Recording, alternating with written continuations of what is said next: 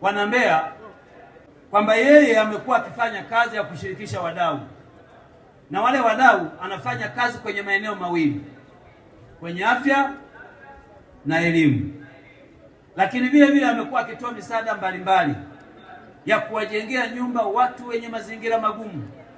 Na yeye sio tajiri, ana moyo wa kutoa kwa ajili ya wengine. Hafanyi peke yake, anafanya na wadau wengine. Leo nimefarijika sana kuona kuwa zile nyumba tunazoziona anakabidhi kwa wananchi, kumbe tayari kuna nyumba nyingine upande wa Uyole zijenga kwa ajili ya kuwasaidia watu.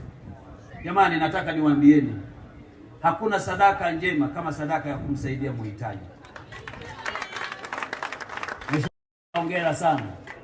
Najaribu kujifunza, na sisi tutajifunza wapi, lakini tutajifunza kwako, utatupa mbinu.